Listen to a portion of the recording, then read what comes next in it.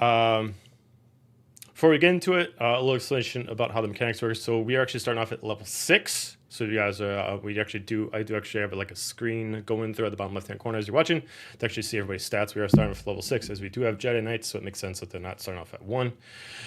We do use our own homebrew mechanics. So if you're curious about this, we do make everything homebrew. You're not able to find this, but a lot of it is kind of very similar to Star Wars 5e. So a little bit of backstory before we begin. It has been 13 years. It's been 3 years since the war that lasted for 15. A war between the Sith and the Jedi lasted for a long time. Eventually, during the end of the war, which was 3 years ago, both sides were losing and a lot of planets were getting destroyed or started dying of hunger. The Jedi, knowing that they did not want to keep letting the battles harm the planets, and the Sith both knowing that they had nothing left to rule, both of them went back to their home planets to pretty much lick their wounds and reset to go back to the battle. Jedi went back over to Tython, and the Sith went back over to Korriban. During this time, a lot of powers decided to take over what was left. A lot of the Empire was starting to be ruled by Mandalorians, and a lot of the Republic was being lost to orders of the actual, well, the Republic itself, by laws, by politics. As of 2 months before this, the war has resumed. The Sith has returned as a Mandalorian king decided to actually try to take the throne. In the process, awakened the queen that died previously, the Sith Lord that was previously at the head of the Sith Empire. With that, the Republic split itself in two, and half the Republic decided to align itself with the Jedi of Tython. And during this whole time, they've been actually making an actual space station outside Tython in the Outer Rim to actually make sure that they were prepared for the Sith arrival. We are taking place a couple months afterwards, and I'm going to change the map so you guys can see where we are.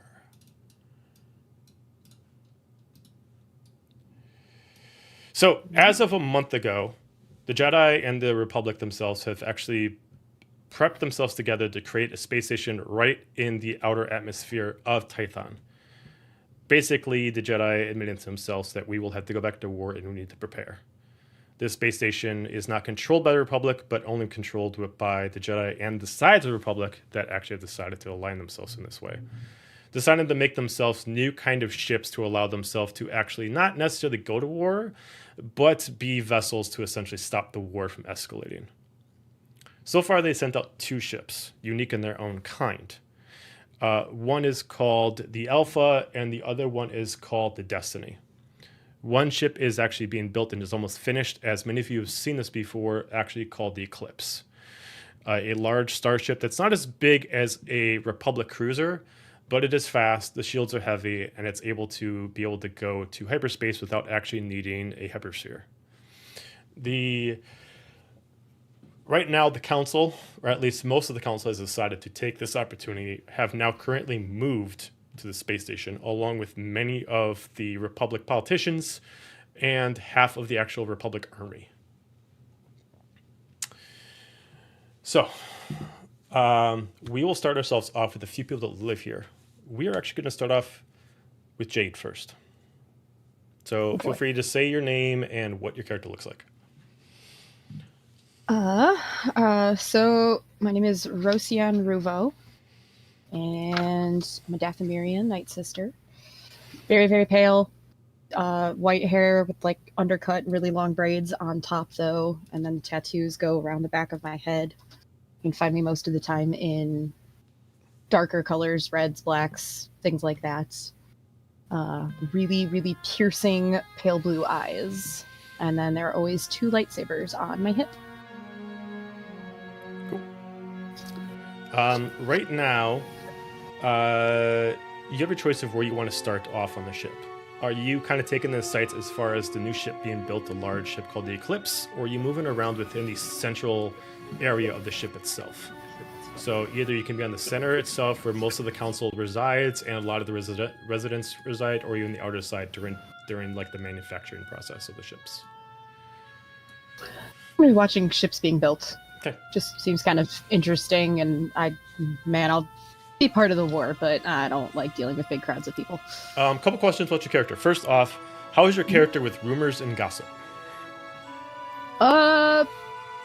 Pretty good. Okay. Yeah, she likes to observe and just kind of listen in and pick up info where she can. Okay. So there has been some stories in the past week. 2 ships already left out, and it's been very hush-hush about who has actually gone at each ship. There has been knowledge about who's the captain and who's the second officer of each ship, but there has been, since this is a joint effort between half of the Republic and the Jedi itself, you assume that there is half and half on each one. But it has been very quiet about which Jedi have gone and which ship that they've gone on and what their mission is. Knowing that, there's been stirrings that the new ship will be actually housing 3 Jedi from inside this space station right now. And there has been stirrings that one of them is a Dathomirian. You would know that you and only one other person is actually the only Dathomirian on this ship, and the other Dathomirian is actually an apprentice, and she does not have the capabilities of what this actually would require. So you would definitely hear the gossip that whatever is going on, you're going to be called upon to actually take whatever adventure that this is going for. But you have not heard anything else from any superiors, any of the council, nothing. Anything you want to do while you're looking at the ship?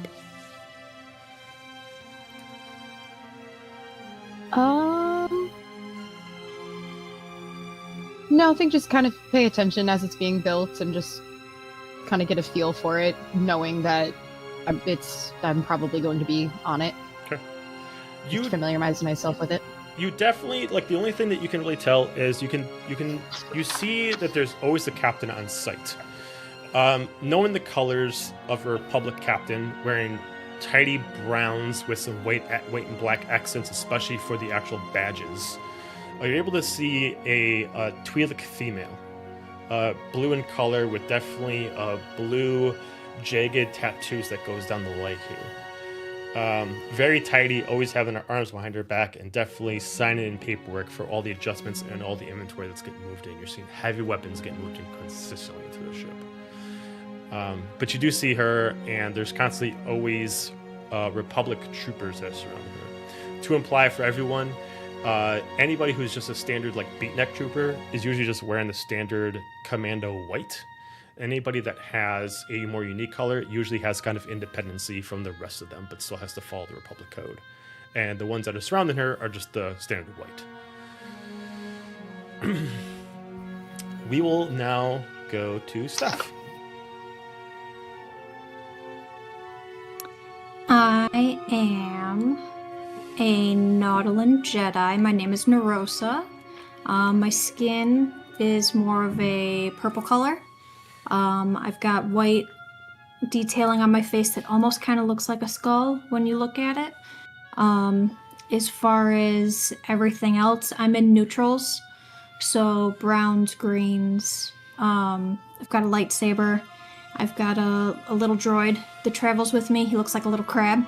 He's also purple in color. When he's not walking with me, he'll actually like clip onto me almost like a backpack on my back. So he's just kind of just chilling there with me always. Yeah. Awesome. Same thing for you. Would you be next to the actual building part of the facility, or would you actually be in the epicenter next to the council chambers and the residential district? I think I'd probably be in the epicenter. Okay. As you are in the epicenter, same question for you that I gave to Jade.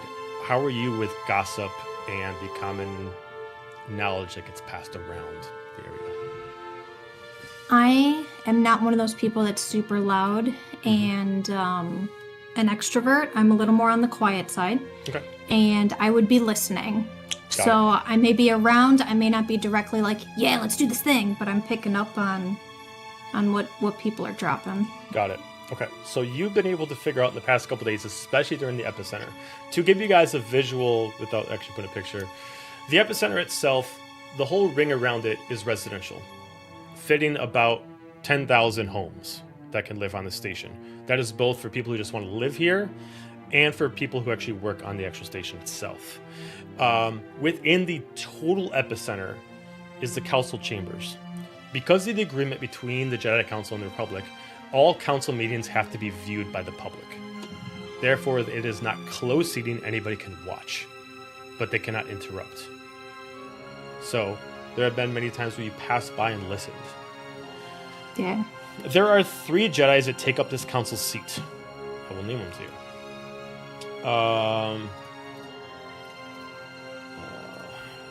So, there is the head Jedi, Jedi Master Avin Palk, Avenpalk.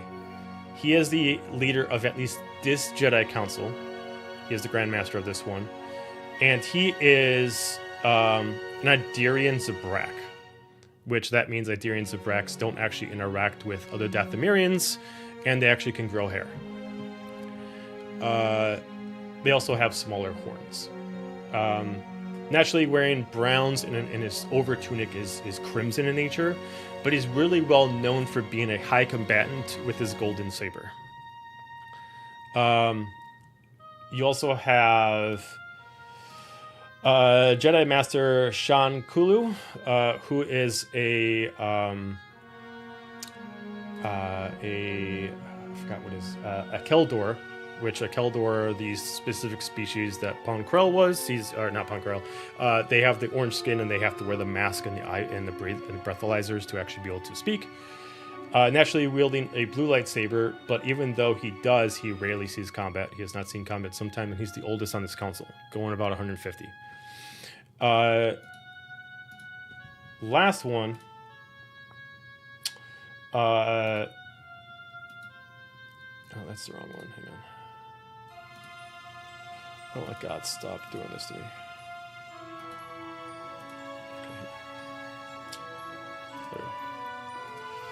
Jedi Master Sheila Ram, Sealahraam.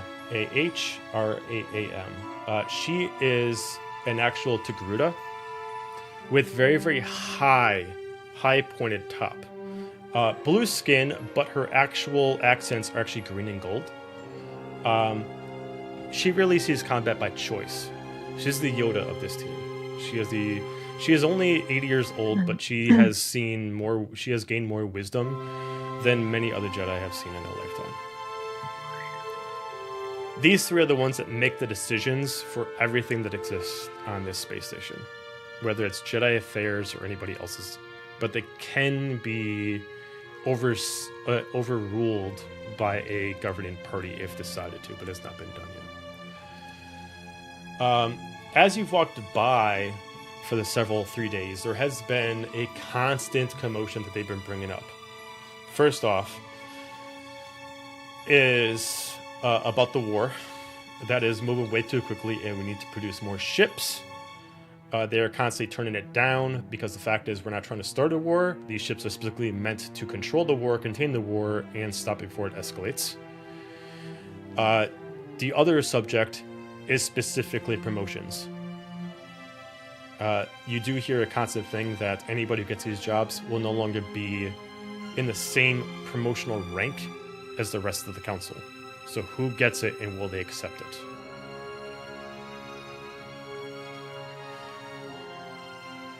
Last thing is a commotion about Dathomir. That the construction of this needs to speed up as they believe that their allies in Dathomir are starting to suffer due to constant Imperial invasion.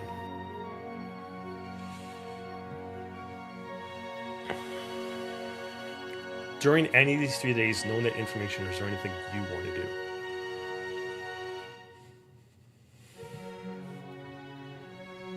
I would probably stay close and listen, be part of the public listening into the council meetings and what's going on, just so I have an idea of what's current and what's truly going on.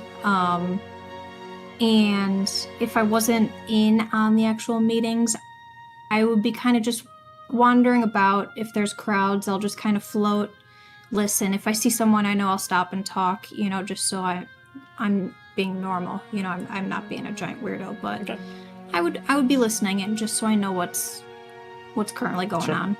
I think the only thing you would really notice that kind of like stands out is that people come and go. They don't always just stay for these meetings. But additionally to you, there's only one person who's actually stayed there to watch all the meetings. You do see a... fuck, I did not put these notes down right. Shit.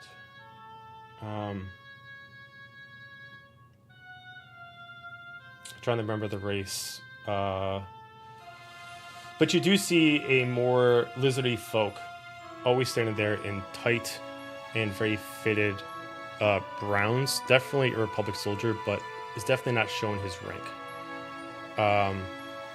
And he has green scales. And as he breathes, there's naturally like a toxic that he's trying to actually keep from actually spitting out. So he has kind of like this tube that kind of comes in from his left side to make sure that he's not accidentally like killing anybody, but actually like accidentally like exhaling this toxin. But he does look like he is military of some kind, especially for the Republic, but he's actively not showing his rank. Let's go. I put a note down. Are you Trandoshan? Trandoshan, thank you. He is a Trandoshan. Thank you. Did I actually leave that for myself? I did. I even left it for myself. I just didn't see it. So fun little tidbit, because I even got confused myself with it. If you guys, for any of you guys, for our players, if you go into the journal, I actually made cheat sheets for some of you guys. For those of you who don't know as much Star Wars as someone else, I have planets that you guys are going to be foreseeing. So if you guys need to just click on it, and you just want to know some information about the planet. And then I do have species, and these are any of the species you can encounter with a little bit of notes in them and a picture of at least what they look like. And then if you go in the Republic tab, that has notable people that I've at least brought up. All right.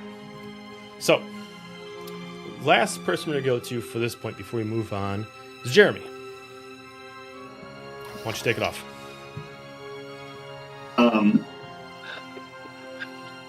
Sitting kind of away from, I would be centered with the other, common Republic troopers, but kind of sequestered off in my own area. You see the armor of a Republic commando covered in pouches and syringes and bandages, and there's almost like a series of small, a little bit larger than a shuriken on his back, full helmet with flip down night vision goggles, kind of in a scheme of greenish blue, and he is just meticulously, almost obsessively going through his gear. He's got grenades and blaster laid out, and a combat knife that fits into his gauntlet, and he's just sitting there kind of repeating, 1 pouch, 2 pouch, and a grenade more.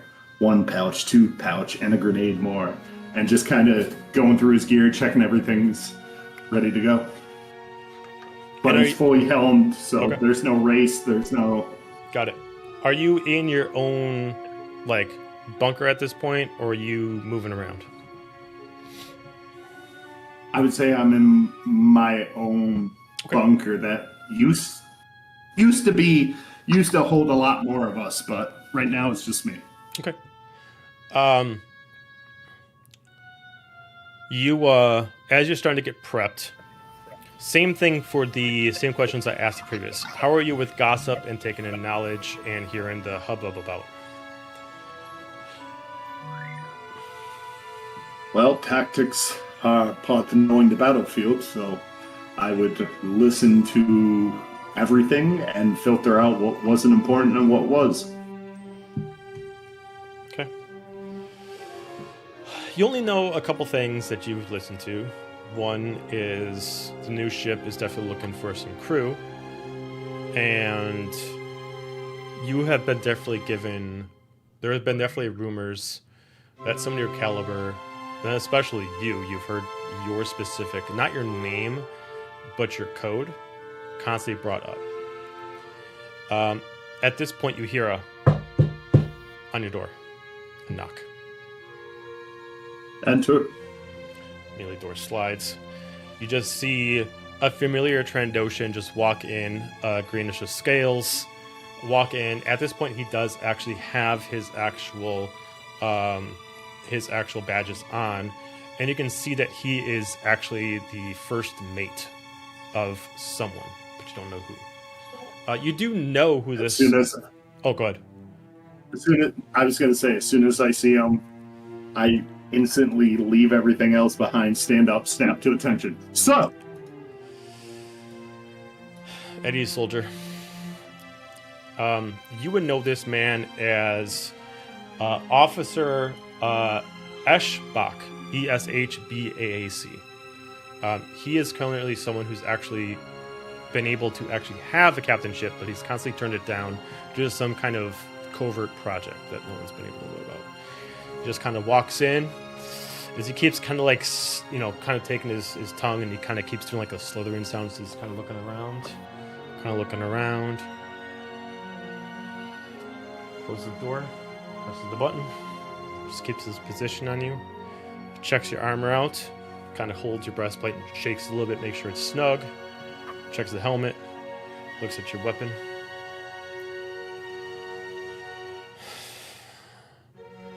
So, how would you like to get out of this facility and out to the field? as always, I serve. This will be different. This isn't like how it was before. You'll be given a specific team, and you'll be working with Jedi again. Is that something you want?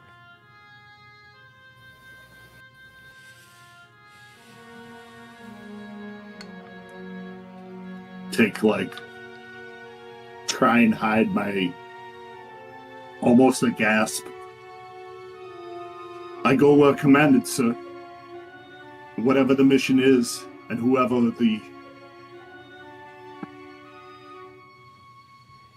associates are, I will help to complete the mission. Just smiles, looks at you, just pulls out a data pad. You see him swipe, drag, swipe. You just immediately get something that's alerted on your wrist port that just shows you some information. And it shows that you've just been transferred to the what is called the NZ-001. Well, prepare yourself, soldier. You will be meeting up with your new captain, Captain Gala Sin. She'll be in charge, and you should be receiving orders post-haste. But for now, meet up with the captain, get your room set up, get situated at the ship, and more orders will follow. So, Is there anything you do before you head out, or do you just get ready and you head directly there?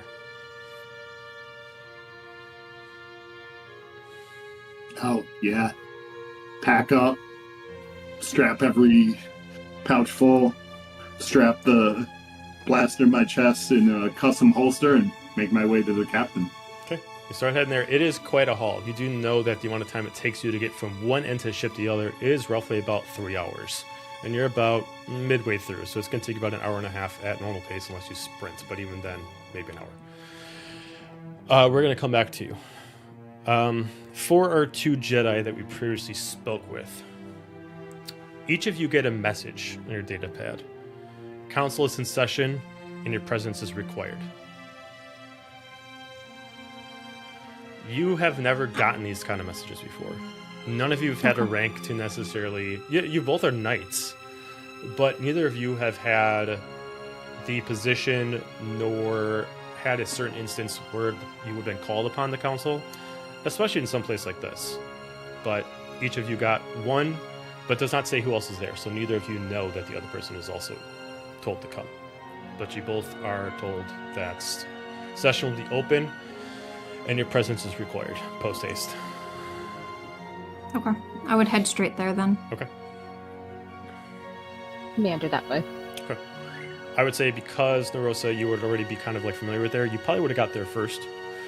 As you get there, you do see that both All three of the Jedi are in chambers, and they currently have like everything set up. And you do see that there's a Mandalorian standing there, kind of on the pedestal where people have to speak go, and currently finished the talk. Currently, you can tell the Mandalorian is female, but she has not taken off her helmet, but does not seem disrespectful. The Mandalorian herself is wearing black and white armor. Seems like she's got two blasters at the sides.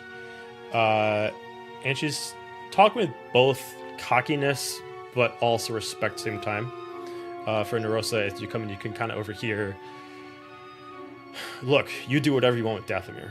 Right now, I got to deal with Mandalore. With the current divide, we can only help you out for so much. We have given our own ships, we've given our warriors to you. At a certain point, there's something we need to get in return. If you want to deal with your own thing on Dathomir, we need to promise that you'll eventually come to Mandalore and help us out with our problem. At this point, Mandalore is now the hub for the Empire, and we won't stand for it. And then she just kind of like turns around, she just sees you, and then she just whispers to you with her helmet on, good fucking luck. And then she just keeps walking past. I'll give her a nod. Okay. Shortly after this, Jade, how do you pronounce your character's name again? Oh, you can just call her Ro. Just Ro? Okay, cool. That works. Yep. Ro, you at this point, as the Mandalorian just leaves the areas when you come in. Nerosa, you would see actually like coming up on the way that would show.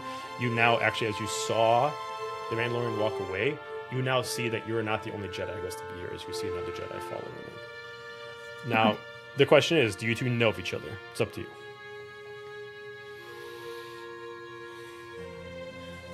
I think we would know of each other. I don't know if we would be like friends. Or familiar? Yeah. Yeah. That's fair. Fucking, I'm the cool kid. She's quiet. Yeah, right? Yeah. Freaking nerd. All right. As immediately as Ro, you were seen, the council stands up, and you see everything that would be of council representation. Immediately, all the lights dim down everywhere except for the pedestal that the speakers are staying and the council are. Still bright enough for anybody who's watching to see, but definitely gives the focus on the center of the room. This room itself is surrounded by a total of 3 layers. There's the 2 circles in the center, one that holds the council members and one that's you. Another circle around that for people who can view, and there's another circle around that's most like the garden district. Trying to grow as much as they can on a place that can't grow. Trying to add beauty where it should not exist. As immediately both of you stand,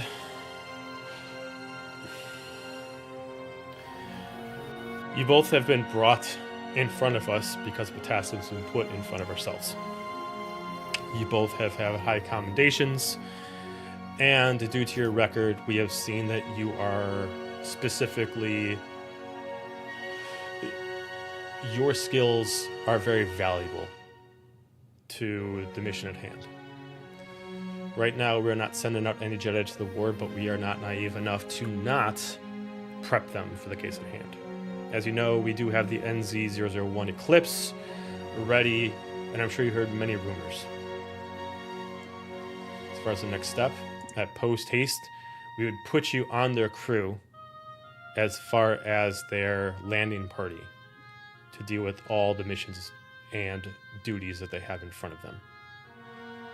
Your masters have already been informed, and it is up to you and solely you if you want to take this mission upon yourself.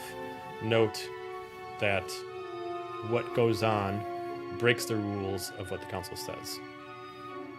You will be going out and you'll be looking for what we usually avoid. You will be going out and fighting things that we're trying to protect. You'll be going out and doing things against what the council represents, but you will still be doing them as Jedi. Can you do this? I would nod my head and say yes. Okay. Yeah, just give a nod. Each of them then just like presses like a button like on their data pad, all in approval, and immediately one just swipes away, and then does the same thing that they did to Stitch. Very well. You are now part of the crew of the NZ-007 Eclipse. Grab what you need. Grab everything that you want to take with you. and make your way there. If there's anything you need to take care of, anybody you need to speak to, do it beforehand. As this immediately happens, immediately you just hear like a communication come in that's interrupting everything. As you start to hear explosions coming from some kind of communication, fire coming from some kind of communication. As immediately the Grandmaster just kind of silences for a second as he's like listening, and then the communication goes down. They just speak in quiet to each other as you hear them whispering, but you can't hear what they say. They immediately show up on the screen that the Alpha ship has already been destroyed, and the Jedi with it have already been killed. Well, we prefer post-haste to fall. Compared to what we wanted, you are going to head to Dathomir immediately.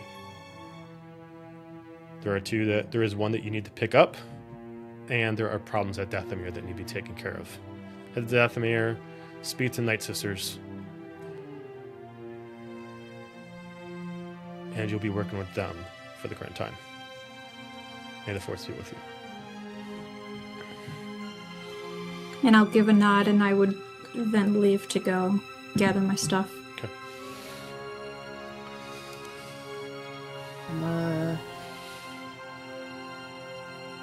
I don't think she has much, so I think I'm just gonna kind of mutter under my breath, back to where I just was. And then head back off to the hangar. Okay. All right. As everything's getting prepped up, Stitch, at this point, you would be making your way over to the landing bay that's currently loading up everything. You do see the commanding officer, Captain Gallison, as she's standing there, and she is taking in troops. Compared to what you might have thought, you're the only, as far as right now what you can see, the only official soldier that's coming in here. The rest of them are just wearing the military whites.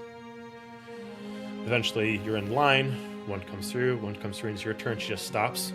She looks at you over. Name, rank. I snap to attention. Lieutenant MU-0922, codename Stitch. At your service. If you don't mind, Stitch will do. I'm not much with the numbers, and it's easier for me to remember names. Do you understand what's coming before you, Stitch? There's a mission that needs to be completed. I am to accompany and work with Jedi, and the mission will be completed. I feel like all of a sudden she's gonna do the smack the hand and really do the muscle kind of thing with from the Predator. You son of a bitch. I'm she's trying like, not to do that. you are. She's like, you will be part of her landing party along with at least 2 other Jedi. As long as we don't have any problems with them, as long as you don't create any stir, you are my best friend in my book. Go ahead and get yourself a room in the officers' quarters. We'll be leaving in post-haste. Commander, I will go do that. Okay. As you start making your way on the ship, you also hear the same thing that would have hit the council chambers at that point. She hears immediately the communique. Immediately as it goes to this whole ship itself. Immediately ship gets on alert. All right, enough inventory. That means we take off now. Once we get the Jedi on board, we leave. As immediately stop filling up the inventory of the ship, you see that they have one LAAT that they were going to load up that they chose not to load up as it's taking too much time. As you investigate the ship yourself, you're able to see that this ship is operated by a very large crew. This is not a Millennium Falcon, but it is smaller than a Republic cruiser, but faster. This is meant to be a warship, but half the scale. The ship itself has a long corridor with an actual war room in the center of it, piloted by 2 and operated with additional 16, along with several crew that operate all over the place, including 2 people that take care of armory, 2 people that take care of engineering, and 2 additional people that take care of medical. As you get on board, you just kind of hear stirrings like, all right, once this jet, everybody's just like, get your seats. You immediately see, at this point, you do see the first officer coming in. All right, we've trained for this. Get in position. We're leaving early. As everybody starts to get locked in, as he goes by and just puts his hand out for him to shake your hand. Well, it seems like you're the only one on board. Looks like you are the black sheep amongst a herd of many. But this is a good thing, as he puts his hand out to shake. I will shake the hand. As you say, have the Jedi arrived yet? They should be here momentarily. As soon as they get on board, we're taking off. Familiar yourself out with this area. It's gonna be your home for the next couple days. As you say. For the other two Fire Jedi, you guys get your stuff. You start running over to the Eclipse itself. As you do see a captain waiting for you. As she's not being impatient, she is still a captain. And you were a Jedi, and she waits and she just checks you out. As you know, we're in a rush. If you would not mind getting on board, we're going to take off at post haste. I give a nod and get on. Okay. Yeah, let's go. All right. As you get on a ship. You do notice, obviously, Stitch there. Whether or not you guys know him, he's the only trooper that is not in standard issue white. As you see him with military green, a unique helmet, and also wearing brown leathers as far as pouches and a waist belt, unique compared to the standard troopers. As you immediately get in, immediately the captain gets on. All right, pilot. As immediately she gestures to, I can't remember the names of people. Sibylla, take us out. As immediately the ship starts pulling its way out from the docking, it immediately turns its way out, and within minutes, it immediately hits into hyperspace. The captain immediately grabs the attention of the three of you, Stitch, Nerosa, and Ro. Once again, I am Captain Galasin. This is my vessel, and for the foreseeable future, I'm in charge of the vessel, but to note, you are the commanding party. The vessel is mine, but you are in charge of your own fate. I will receive missions from the council, and I will take the ship there as they order me to. It is up to you to choose whether or not you do them or not. I am not your guide, I am not your conscience, I am not the person who is in charge of you. I only run the ship. As of that, as you know, we are heading to Dathomir, and apparently they're being hit by Imperial troopers. We already were planning to make our way there in 2 days' time to meet up with the Night Sisters to recruit another, I guess you can call them a witch, to come on board. But this seems going to be less peaceful and more warbound. My soldiers here are not meant to go into combat unless it's extremely necessary. We'll stay on board and we'll drop you off. Once we know that the area is clear, we'll re-land and we'll take things from there. Any questions? Got it. Not at the moment. She just yells over to the pilot. ETA, 1 hour, sir. Very good. Well, make this ship your own. Make it your home. Find a room. We'll be there in an hour. And then she just starts walking off and starting to attend to her soldiers. Is there anything you three want to do for the hour? I'm gonna walk up to the Jedi. Ma'am? Lieutenant MU-0922 reporting for duty. I'm gonna look towards Nerosa and go, we're not that formal, are we? I'm not. Oh, thank God. You can relax a little. He realizes halfway. I realize halfway through the salute. As you wish, then you may call me Stitch. Stitch it is. I'm Nerosa. You can call me Ro. Ro? Nerosa? An honor? Yeah, something like that.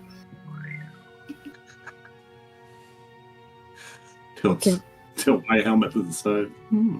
If anyone's paying attention, Ro is a little jittery at the moment. Flying make you I'm nervous? very intensive on these two. Not necessarily the flying, but going back home. Got it. Oh. Dathomir.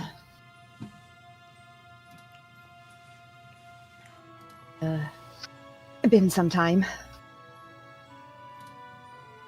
Any intel you can provide for the upcoming mission?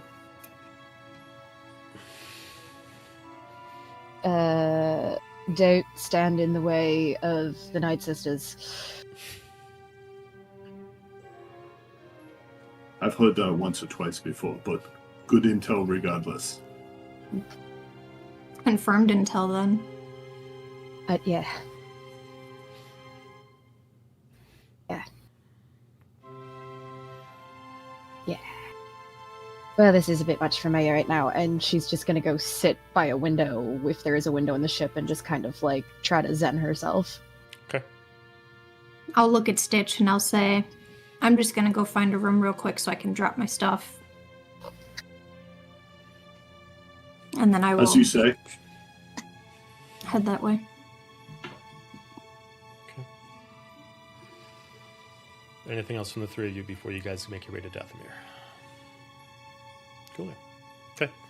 As immediately you start hearing a warning about 5 minutes out, immediately the ship starts pulling back. As immediately the ship starts taking fire, you immediately see a total of 3 Imperial Star Destroyers in the outskirts of Dathomir itself, as the ship immediately has to take a long way around to hop around the actual moon to get back over to Dathomir. Immediately hear from the pilot, "Sir, we're going to have to take the long way around. They're going to have to haul it." Any problem with that? As immediately the captain just looks at you. No, I know the place pretty well.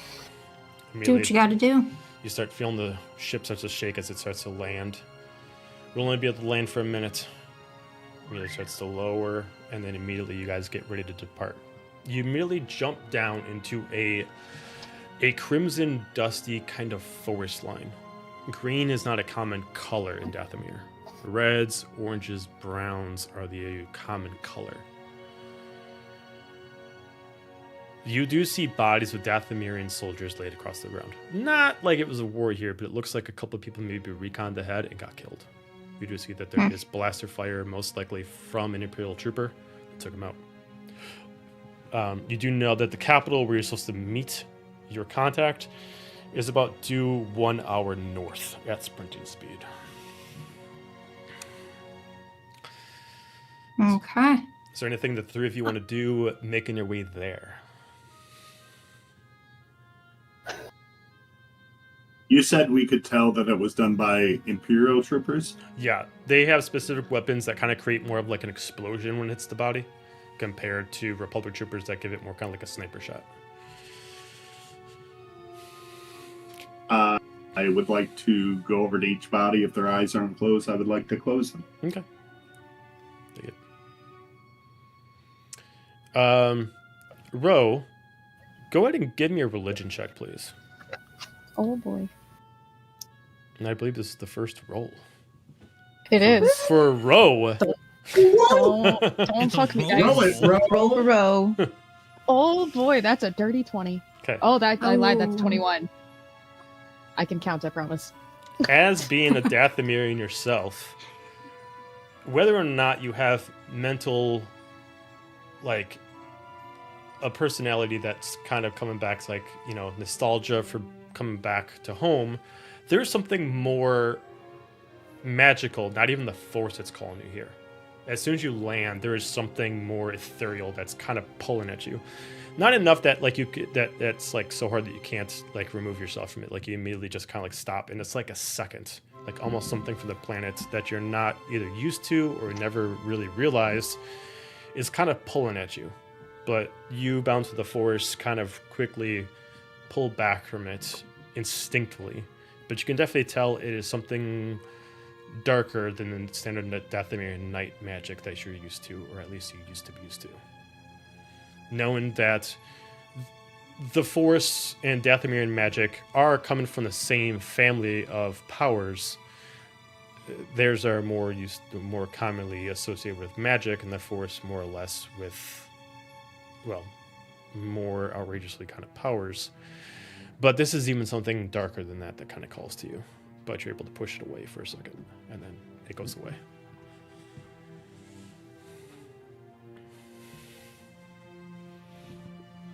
Does it, if I try to like lean into it a little bit to get a sense of where it's coming from, does it feel like it's all around or directional? It actually feels like it's coming south, the opposite direction from the capital where you guys got to head. I'd say because of your religion check too, it also looks like the two Dathomirian sisters that died here, it looks like they probably also felt the same feeling, and it probably distracted them enough where they could have got shot.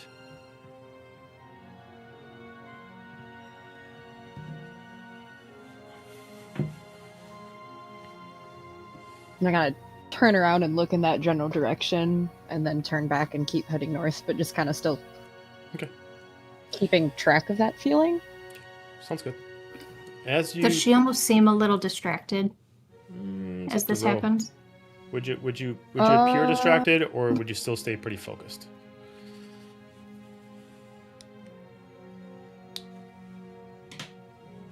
Maybe a little bit, but it could also be taken in as just getting a feel for our surroundings. Okay.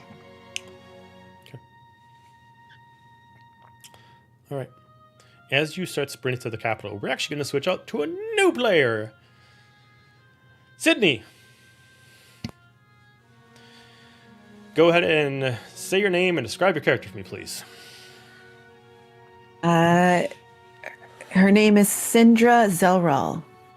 She is a very tall, average thin build, very long, white flowing hair, not tied back at all. Something that I think is not very common with Night Sisters. They're always like pulled back and ready for battle, but she's just flowy.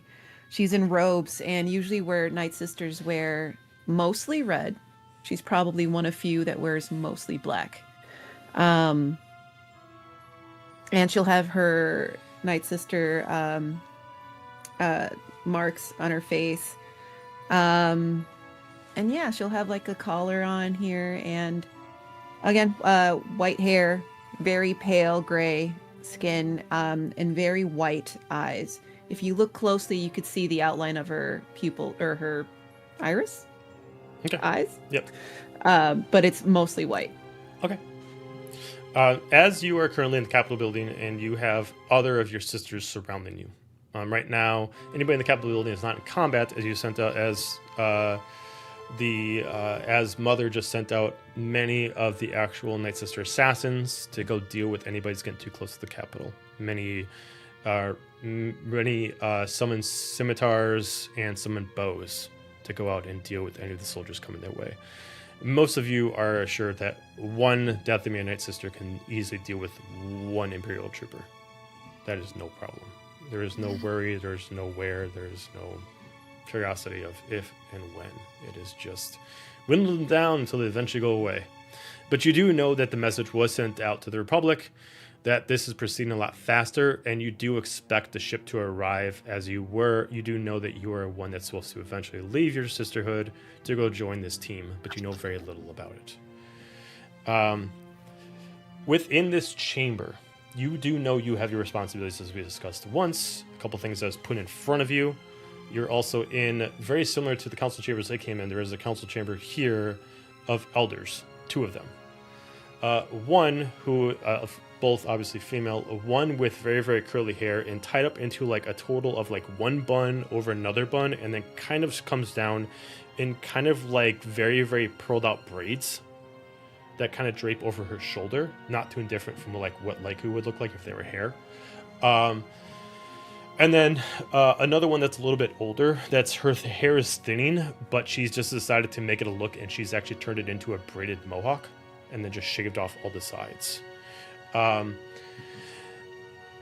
Due to their rank, their names are forbidden to know except by the eldest. You do not know their names, you only know that they are just both called Mother. During this time, during your responsibilities, what would you like to do?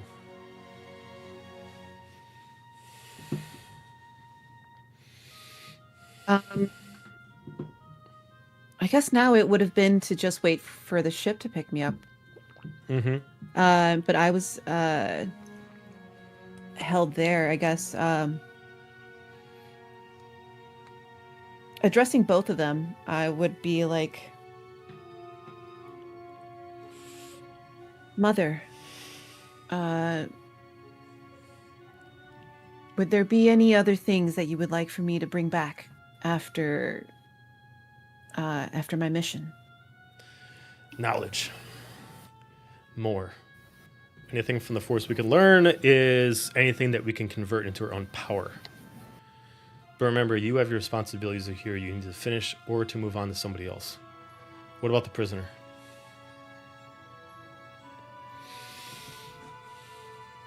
I know about a prisoner. Cough, Ben! Oh, Am I there? No, but... Oh. We talked way before this that you had one job that you had to do, which is you still were responsibility for prisoners that broke in or was thought of breaking in. Your responsibility is of our last person.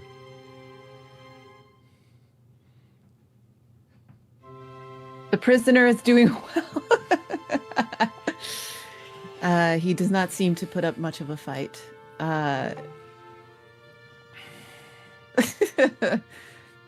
He's well, Mother. Well fed. It's being hand-fed grapes. Well, we do not want him here. We do not want him on the land. And if we keep him here any longer, then we'll just kill him. But if you're going to take this journey to go with others, this voyage in a ship with Jedi and soldiers that are not ours, then preferably take up a task of at least being in charge of your prisoner. Take him with you. Keep him under your charge until you feel that he has served his time. I do enjoy having pets. And I'll bow. I'll like curtsy to Mother and Mother. Okay. You also, and I guess I'll go retrieve him. okay. You also do know that even though the Jedi were invited to this homeworld to meet you, they are absolutely forbidden to come into the temple, the Capitol building. So your job is to meet up with them midway. To meet them. Yep.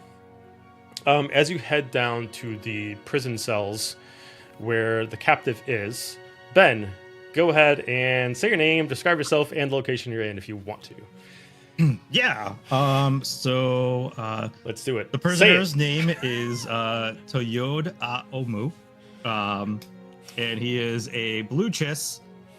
He's wearing just kind of like flowy robish type traveler clothes. No weapons that can be seen at this time discernible, and he is obviously a prisoner, so he wouldn't have them anyway. But he's just kind of like found a soft spot somewhere on the ground and is just kind of like leaned back, eyes closed, just laying there, just kind of biding his time. Okay. All right. It's Syndra. Is that how you pronounce the name? Yes. Okay. So Syndra, you do go down to the cells. Most of them are pretty empty right now, as normally what it is you guys capture people and you kill them. But in this case, that your elders have decided to say that he is more useful to you as a servant or as a pet on your journeys compared to killing him outright and wasting a good soldier. You do see him just eyes closed, relaxing back. Doesn't seem like a care in the world. You have the keys for his cell. The power's in your hands. I'll like enter that room and I'll drag the key across all the bars of that cell. Just like I'm coming, dink, dink, dink, dink. You said he's on the floor? Yeah. I'll like crouch down. Wakey, wakey, pet. Oh, I am quite awake, my dear. Are you my executioner? Are you here to free me by chance? I'll stand back up. I'll get straight to it. Chink. You don't want to talk like on all fours, just walking around. Just. I'm a cat. Meow. No. Oh God. So I'll just answer his question with just like, and it'll like swing open. Why, this is most unexpected indeed. What am I to be used for as your pet, as you called me? Well, we'll figure out how you'll be useful, but for now you are coming with me, pet. And where are we going? Perhaps to your chamber. Oh, no. You wish. We are going on a quite a journey, pet. You might lose your life. You might not. We'll find out. But if you step out of line, and I'll grab the same key and I'll like stick it under his chin. If you step out of line, you might lose your life sooner. Well, don't threaten me with a good time. But as you so say, whatever I must call you. Syndra. And then I'll turn around really quickly and let my hair kind of like hit him. As I want Syndra, turn around, hit him, walk away. That's about worse. And he'll start following her. Okay. As you start to follow her, you kind of follow through a procession of other Night Sisters.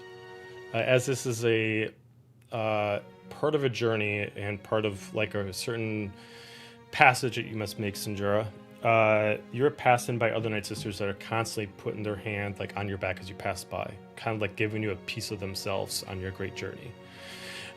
Each one of them kind of like their eyes kind of glow in the shimmer via the green or purple of the kind of magic that they conjure as you pass by. But kind of like Dayu, as you pass by, they're like spitting at you without actually spitting. Like if you could just gesture like a spitting sound by just seeing the look, they absolutely hate you.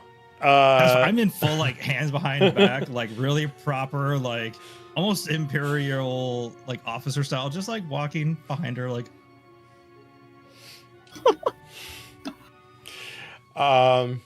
Okay. As you start heading your way out, immediately you do see the younger of the two elders there. She just stops. She just looks at you. She looks past you, just not even seeing him there. Just less than an ant to her, kind of like that. She just specifically looks, puts her hand on your shoulder. This journey is for you and you alone. Whether or not you complete it and when you complete it is completely up to you. His fate is in your hands. As she just opens up the door and leads you outside. Remember, no matter where you go, the magic of our lands flows and will always be with you.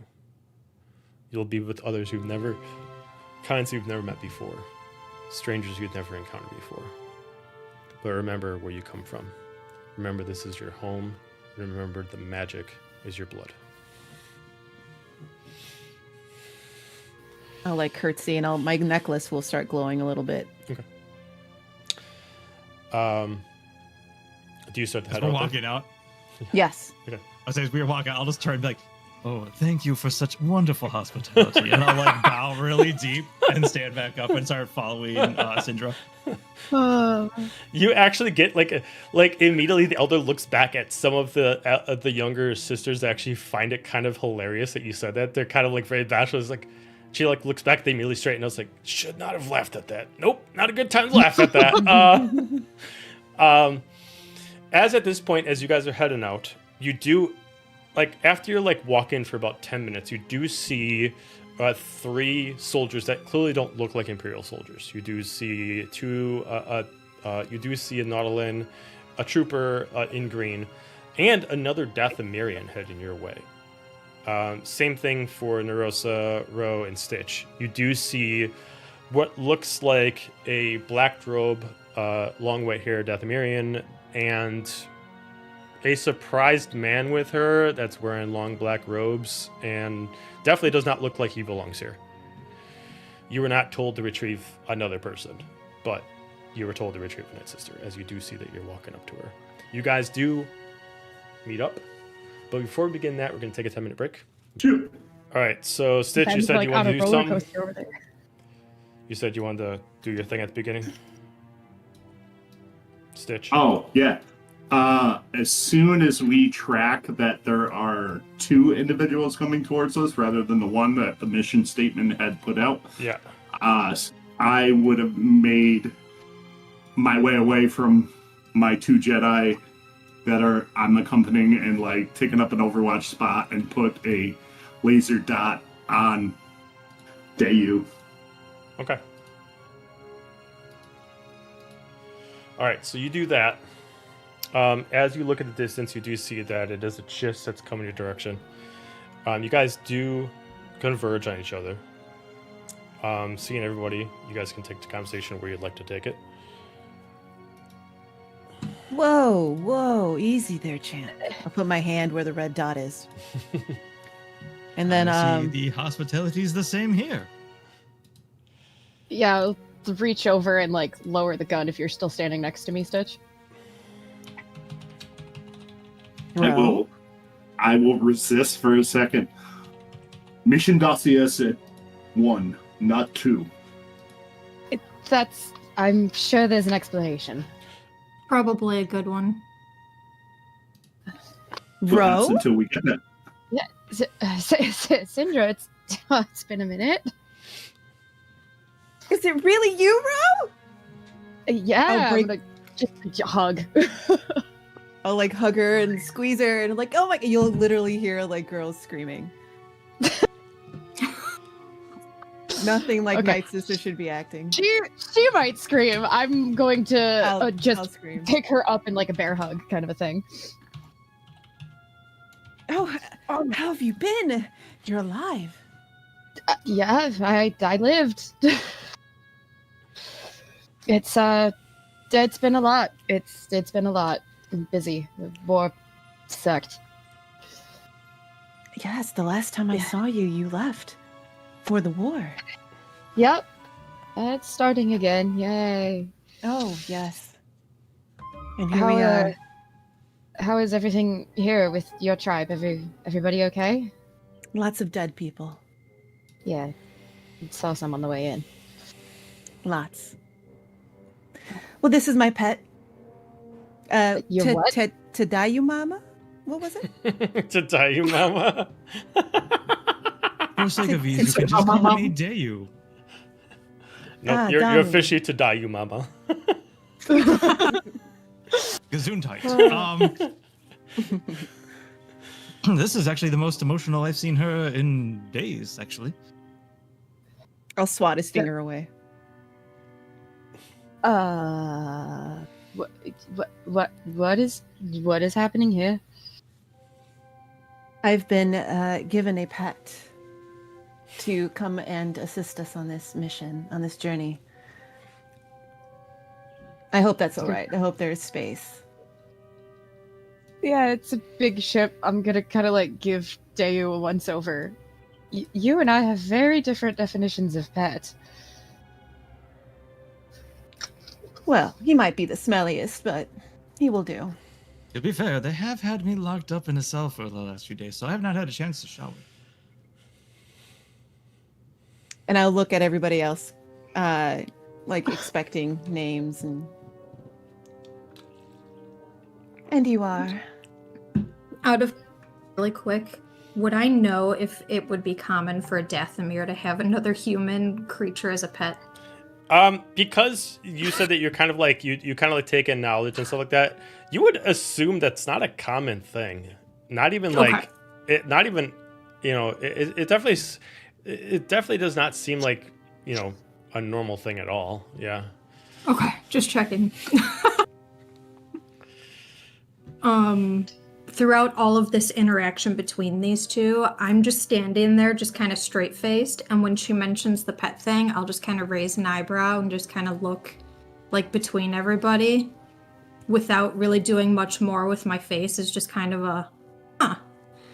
And then when she introduces herself, I'll just raise my hand and say, I'm Nerosa. Nerosa. Beautiful name. Thank you. And you, violent one. I will let Ro lower my gun my blaster all the way down. Stitch. So, look around to Dale. So he's an asset. I guess. Sure. I suppose you could call it slavery, but with more steps. And a multi-asset at that. Quite a Yes, mouth. sir. You need to work on that salute.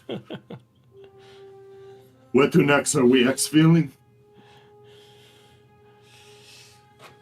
I guess we should go on our way.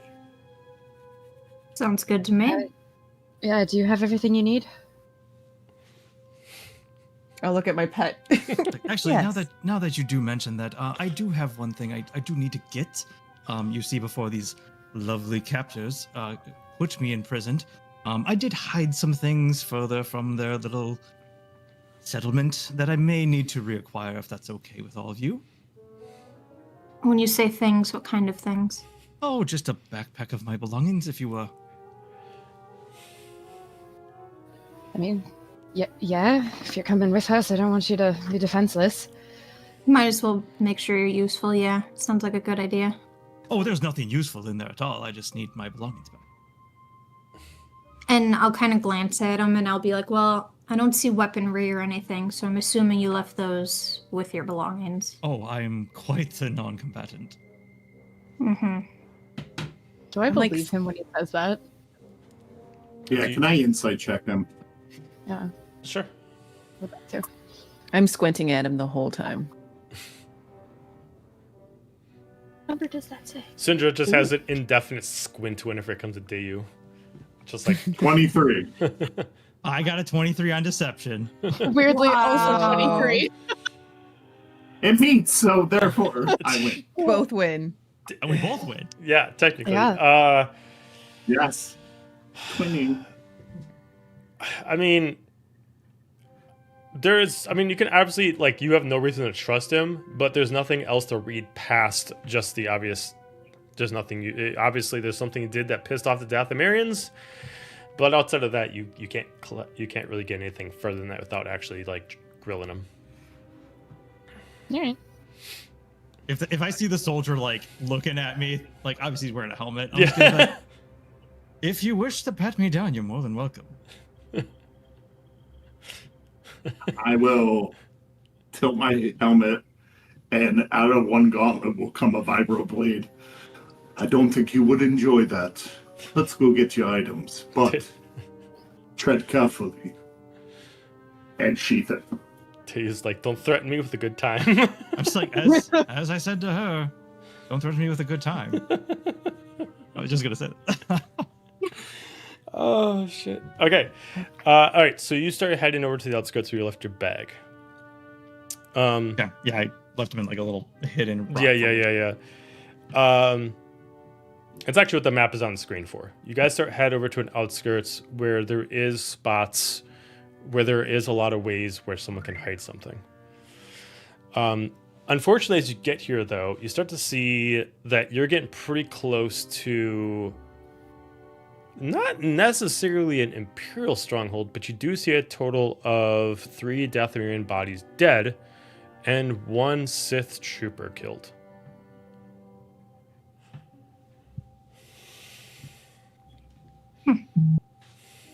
And there's nothing else going on in the area? If you want to look around, you can absolutely give me either an investigation check or a perception check. We'll go perception. Okay. He does that. I'm gonna go up to one of the Imperial or Sith. You said a Sith trooper or an Imperial trooper, Joe? I'm sorry. Sith trooper, which in this case is it's just the higher ranking version of an Imperial trooper. I rolled a would mighty like to 10. go up. What were you saying, Stitch? I would like to go up to one of the bodies, slightly lift my helmet, and spit on one of them. Okay. Nerosa, as you were looking around, Mhm. there is dust, debris. The specific fog that's always on Dathomir is very hard for you to see through, especially due to you being a Nautilin. The dry air is making it very hard for you to investigate around the area. But there is a very obvious, like, something that you all can tell. All of you have a certain affinity towards a certain kind of insight. And with that, you can all sense there's some kind of huge power source come from the direction that Dayu wants you to go to. Whether it's something that he is trying to go to or something completely different, it is where the dead bodies are leading to. Okay. Does it feel the same or different than what I felt earlier? It feels the same as what you felt when you landed. Okay. Joe, I'm gonna walk up to that Sith trooper. Do they have like a gun on them or anything? Yeah, they have a rifle. Okay. I'm just gonna like pick it up and look at Stitch. And like, that was kind of gross. And I'm gonna like take the gun and, just to make sure I'm like, and now it can be useful. And I'll like shoulder it and keep walking. Okay. Jury's still out of that, and so says the one who smells that bad. And I have a helmet on.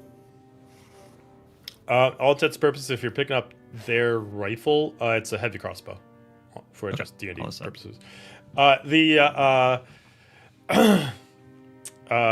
For just order, we're going to roll initiative.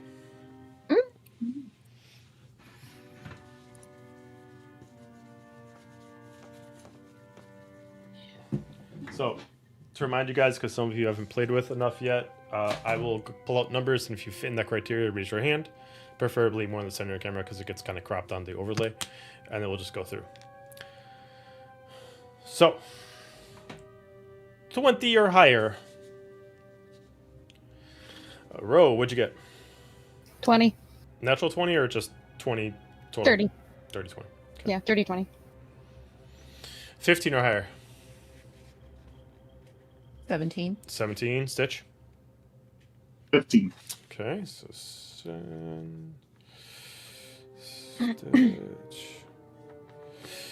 All right, then there's the curve. All right, and then for our last two, what'd you guys get? 10. 10. Also a 10. Okay, who has the higher dex between the two of you? I have an 18. I also have an 18. Roll these, motherfucker! Roll a d20 and figure out man. who has the higher one. 14. Oh, Rollies. Oh, it's definitely you.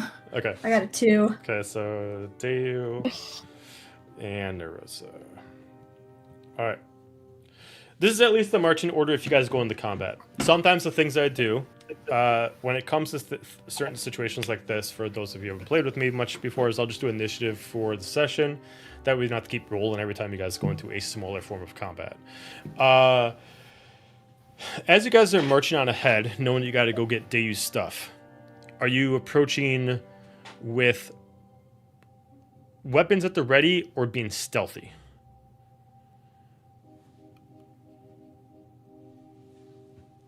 After seeing this little combat spat with the dead bodies, I would probably lean towards stealthy in Okay, case there's stealthy. others Okay. about that I'm just not picking up. Okay. I think I'm also gonna do stealth a little bit ahead, though, feeling that presence again, just so that, like, if anything happens, I can warn people. Okay. If I may, Mhm. can I use levitate? Just be like from above. Like, I'm not really in eyesight unless you actually look up. You'll see me. So, like, that's my stealth, just being out of sight. That's fine. Yep. Above. Sure. Oh, So- shit, I can do that too. Since we're doing stealth checks, I would like a stealth check from everyone, and then we're just going to do a team stealth check. Joe, this presence, do I feel it too, or is this like You do something that I not. should- You do not feel it. 21. 21. Dirty 21. Dirty 20. 26. Dirty, naughty 21. I can do Naughty, math, I can naughty. do math. Naughty. 28. 28. who's a bad pet? I'm just talking about Dayu.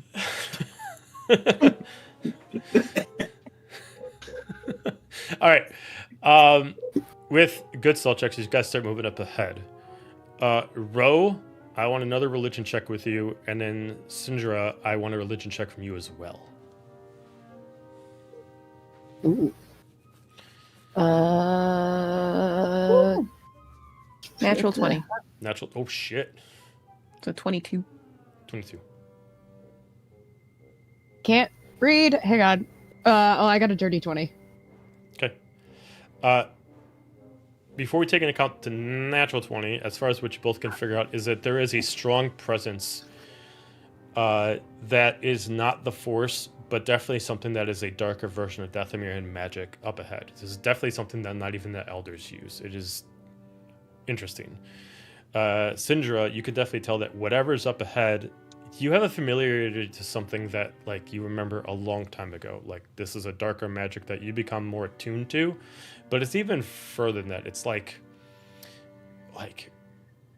darker than even that. Something up ahead is pulling in from that. For Dayu and Narosa, I'd like a wisdom check from the two of you, and Stitch, I'd like a wisdom check with disadvantage.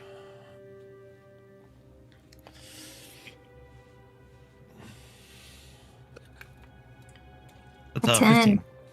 10, 15, Stitch. 19. Okay. Damn, with disadvantage. All right, giddy up. Narosa, you're focused on being quiet. You're kind of being at the ready. Dayu and Stitch, like Stitch, the few times that you've been able to just feel uncomfortable and you can kind of hold on it, you're feeling that right now. The uncomfortability in the air, the presence in the air, something feels very uncomfortable into you. Dayu, you can definitely feel that something is that you're getting close to definitely feels like something is like taking the Force and like twisting it and turning it. This isn't like the dark side, this is something even more corrupt.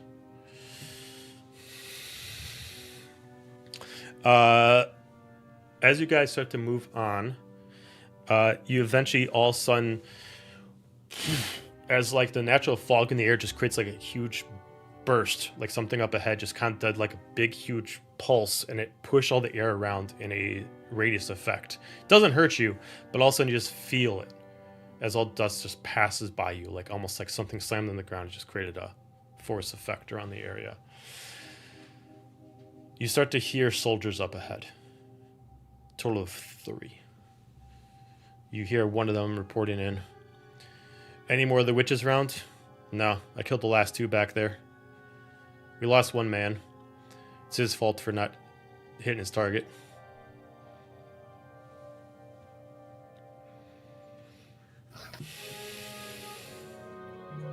I'm gonna get closer to the group as that's like on the ground still and just be like, perhaps we should go around a little bit, dodge these gentlemen. I'm gonna look up to Syndra. I'm fuming, so I'm starting to glow a little purple. And it's either you stop me now or I'm about to go, because I heard they just killed some sisters. I might just... I'm gonna motion up to her and look at Dayu and go, I didn't think that's an option. Leaving targets behind that are active to attack us later is not tactically advisable. Pet. Oh, they kill us now. You called it pet. Not if we kill him first. Them first. By all means, Captain. Lieutenant, but I appreciate it. I'm ready to go. Go ahead, so you guys are I'm just starting going to attack? Let the rest of the group decide. I don't hear them. I'm starting to float forward, so unless someone stops me. I'm letting Syndra take the lead since they just killed her sisters. I've got my I'm making lightsaber in my hand. It's just not activated. Okay. I'm making a circuit and loading a grenade in my underslug of my blaster. And I will whisper to Syndra, let me take the first shot, then they're all yours. You have to beat me to it. Because I'm floating. I'm already going in. I'm going, so like... I'll dash. Okay. All Try right. and get to a spot. All right, so you guys are gonna start down in this little clearing on the bottom right hand corner. If you guys can see the map, Okay, yeah. so that little ravine where you guys are coming in the bottom right hand corner. We will go in initiative order that's been set. So, which would start with Ro, followed by Syndra, followed by Stitch. Now, obviously, if you feel like you want to forego your turn to let someone else go in front of you, you can, but you cannot trade spots with somebody else. So, you guys get up to a clearing. Because you're a stealth check, you can see them, but they have not seen you yet. You assume, as soon as you get this far, they'll spot you, whether or not you're being super stealthy or not. So, starting off with Ro, what you want to do? Yeah, no, I said I was gonna follow Syndra's lead, so I'm gonna kind of hang tight for a minute. Like, I'm just gonna kind of step back and let her do her thing. But Dayu, having mentioned that he's a non-combatant and just randomly finding a rifle, I'm gonna make sure I'm kind of standing in front of him. Like, try to give him some cover. Okay. Sounds good. All right, so you're just gonna provide cover for... who are you providing cover for again? Which one? Dayu. Dayu? He said he wasn't a combatant. Yeah, he said he wasn't a combatant, so I'm gonna try to, Okay. So I will say, Dayu, if you stay where you are and you choose not to combat, you will have half cover from Ro. Okay. We'll go to Syndra. I will manifest. I'll bring up my hand and I'll start manifesting a shadow blade. Okay. Let me display that. Or I guess it rolled. What did it roll? Oh, it rolled damage for some reason. Okay, but not that. Hold on. How do I cast it? Do I click on spell slot? Oh, cast. I see it. Yeah. Why is it rolling 3 thingies? Oh, because it happens immediately. Right? What? So you're just summoning the sword, so you don't have to roll to summon it, but you just roll to attack, right? Yeah, that's what I thought I was doing. It deals on a hit and has the finesse. Okay, so then what do I roll to throw it? To send it? What's the spell you're doing? I wanted to use a shadow blade and like projectile it at one of them. That's a bonus action, so I'll probably do something else after that, but I can't remember if Shadow Blade needs to actually affect a weapon that you already physically have. It says you weave together threads of shadow to create a sword of solidified gloom in your hand. Okay. Let's see.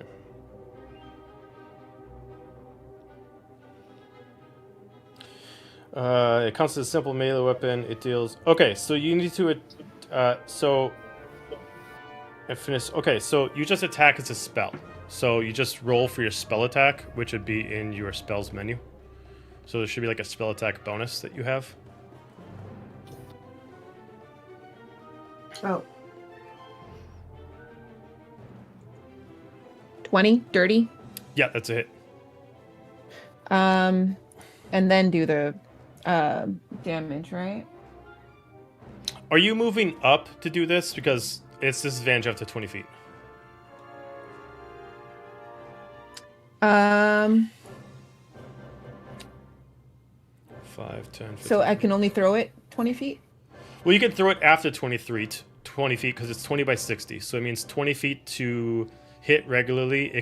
Its range before dropping is 60 feet, but after 20 feet, it's disadvantage.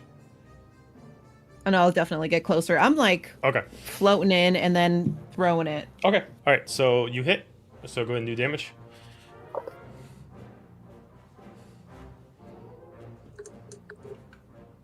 $15. 15 points of damage. Yes. Okay. Summon. You just chuck this medium-sized shadow blade at him. Millie just gets jammed in. As it immediately just stabs into him and just vanishes away. As you are able to penetrate and break a lot of his armor, he's still up. And then I will firebolt as my Okay. action. Sounds good. That is 13. 13 is a miss. You Dang. cast it, and he's able to just quick move out of the way, but it almost hits him. I'll scream, or I won't scream. I'll just leave these lands now. Okay. We go to Stitch. Sweet. Action, I am going to use my underslug, and I would, well, first, let me do this. That's a measurement. I am going to move up to here, Okay. and then I am going to underslug shoot how'd it go? A flashbang grenade at the two in the back. Okay. So they need to make a dex saving throw of 17. One failed, one succeeded. So I believe one's blind. One is blind, and he takes 9 points of damage. Okay, so this guy is going to be blind. Let me put down the... Is there like a no sight thing? We'll just do that. And then he takes 9 points of damage. He's still up, and I believe this guy just takes half then. Yes, correct. Okay, so, all right, cool. All right, so you fire off the flashbang grenade. Anything else? Then I will use my War Priest feature to do a bonus attack with my Republic carbine / rifle. Okay. I will do that to the target closest to Syndra. Okay.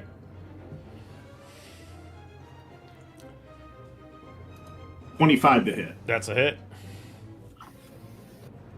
Okay. 15 points of damage. All right, he is dead. Dog get eliminated. Moving on to the next. And I'll end my turn there. Sounds good. We go to their round. This one can't see, so he is not going to do anything. This one is going to move here. He's going to pull out his rifle similar to what Dayu picked up. And then he is going to immediately target Syndra, almost like he's actually making counts on his helmet, that he's actually drawing out of how many Night Sisters he's killed. That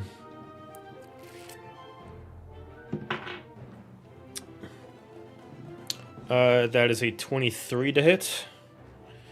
May I use shield? Is it a reaction?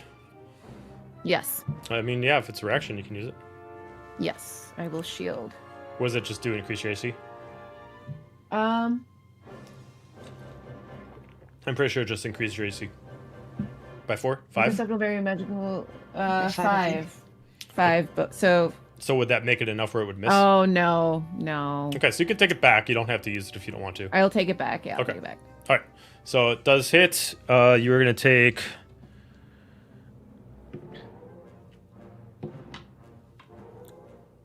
you're going to take 19 points of piercing damage. And then he is going to stop there, as he's going to immediately he's going to like take his side pauldron that he's already had like shark's marks on, and he starts to actually put a mark on there, like he's already set to kill you. We are going to go next to Dayu. Okay. I thought Ro was ahead of me for some reason, but okay. Ro went first. Oh, never mind. Okay. I'm special. Okay. Then I'm gonna actually just kind of shift to here, because I should have a line of sight on this guy, right? Yeah. All right. Yeah, I'm gonna just take a shot at him with his own friend's rifle. Rub insult in the wound. That's a 19 to hit. That's a hit. Cool. Or nice. 10. 14 points of damage. Okay, he is hurt, but he's still up. And I'm gonna take a second shot at him. Okay. It's gonna be 22 to hit Yep. for 6 points of damage. Okay, he's dead.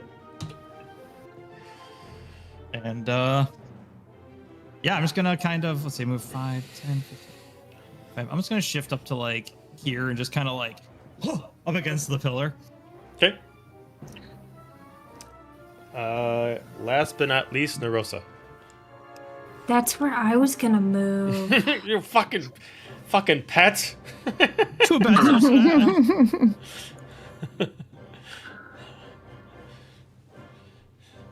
Do that again. We're gonna get out the squirt gun. I might just double move since that one dude's just so far away. And I don't have anything that can hit him from here, so... Including your lightsaber blaster? It's a 30-foot. Oh, I could do disadvantage for the extended length. It's a 31-20. But like, hang on, I would just wanna...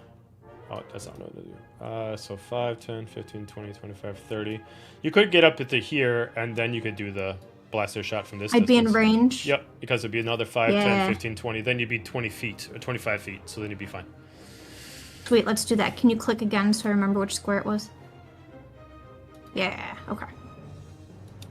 Sweet. Okay. And then I will use my blaster, which is what I was gonna do to that close dude who died. Motherfucker died too early. He Joe, died. does she So have that's advantage since he's blind?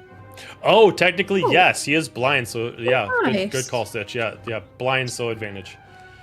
First roll is Stitch is better. It's a good, too. 19 to hit. That's definitely hit. So, a whopping 5 damage. Okay. But I do get to hit. I do get to attack again. Okay, well, it's all right. He starts looking at her. He's like, I can't see anything. Are you still up? And he really just gets shot, and he just gets killed, as he cannot see, and you're able to kill him. Nice. First round of combat's done. You do see that the bodies are down. You can hear that there's a ship further on ahead from where you guys can all feel the actual pressure of the darkness up ahead. You can actually hear like a ship is actually like landing. It's not big enough to be like a Star Destroyer, but it definitely sounds like someone's private shuttle that's landing.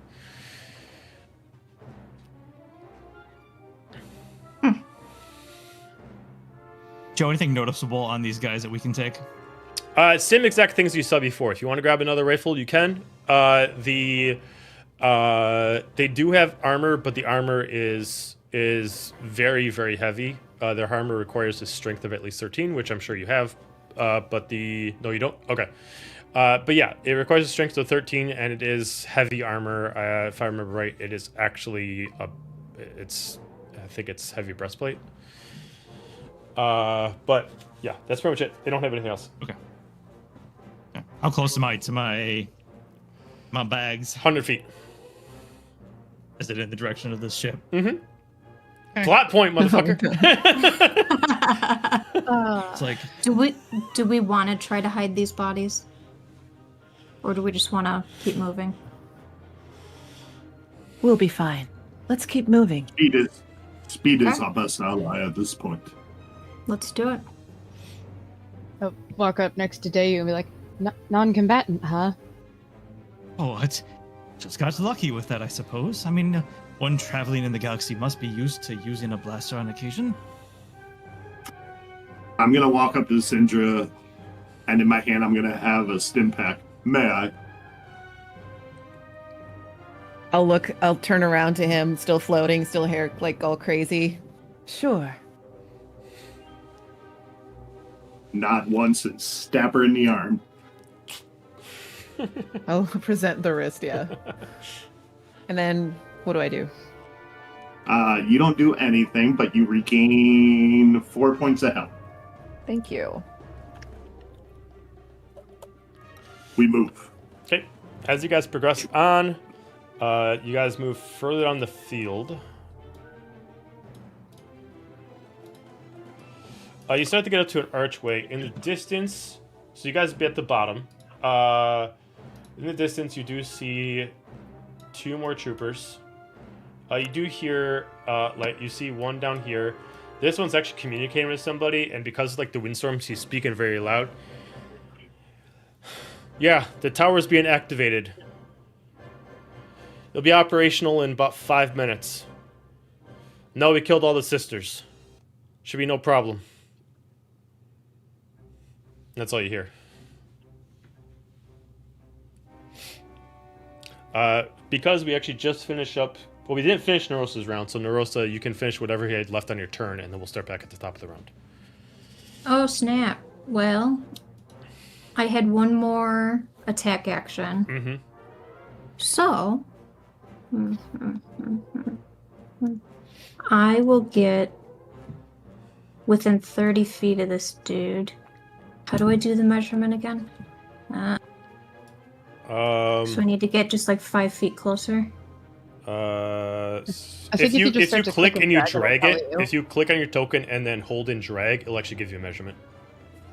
Let's see. He's 40 feet away, so I will move. 5, 10, 15, 20, 25, 30 would put you here.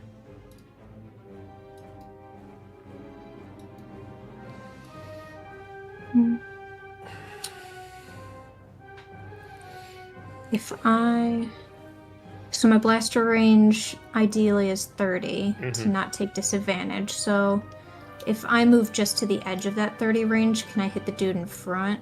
That's what I would ideally like to do. Oh, so only go up enough so you're exactly 30 feet? Yeah. 5, yeah, 10, yeah. 15, 20. So I think that would be right here, yeah? Correct. Yeah, you could do that. Beautiful. Yeah, let's do that and then I'll shoot him. Okay, sounds good. I don't need to get punched in the face just yet. Oh, that is a 27 to hit. 27 to hit. And then a whopping 5 damage. Okay. You end off your turn with Quick doing a shot. As this storm starts to get aggressive, you're able to shoot him. Not enough to actually get him alerted, but he does realize that something did hit him, but he doesn't notice you guys quite yet. We'll go back to the top of the round to Ro.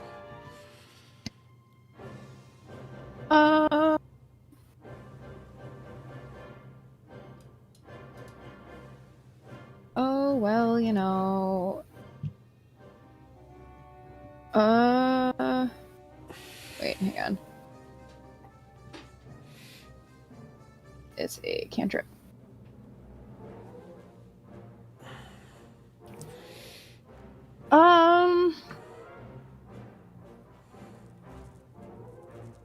Yeah, I'm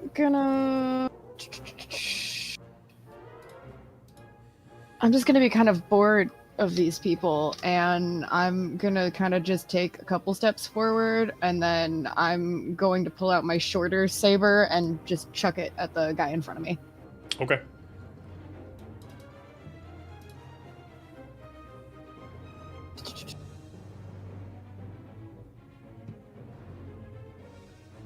Oh, a 19?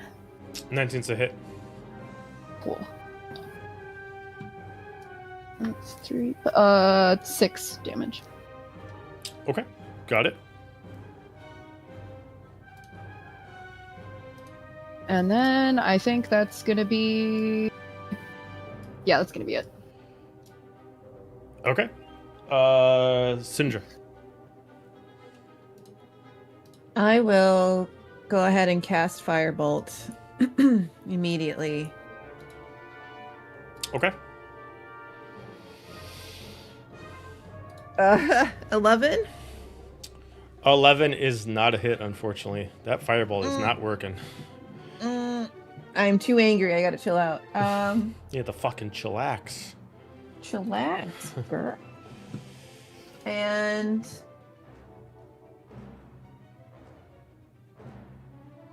because I have it, I will use my telepathic speech ability, since we can talk the same language, and just talk inside his mind and just tell him, you will die. And that's it. Okay. He's just gonna scream out, you think I haven't had a Dathomir in my head? I'll put something through your head. Stitch.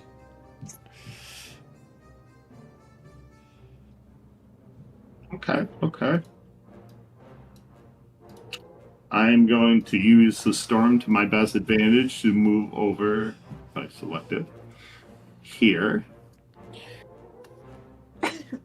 Then I'm going to load another grenade into my underslug, and I'm going to aim at the guy who was on the radio with a phosphorus grenade. Okay. 24 to hit. 24 is a hit. I'm sorry, which one are you targeting again? The one in the farther back who Got was it. on the radio. Yep. Okay. That is 12 points of fire damage. Okay. He is burning right now. What else you got? And I'm again going to use my War Priest bonus action, which allows me to take a shot of him again with my Republic rifle. Okay, sounds good. Oh, son of a bitch. 11. 11, unfortunately, is a miss. It goes wide because of the storm. I'll end my turn there. It's fucking Storm's fault. Something was in my eye.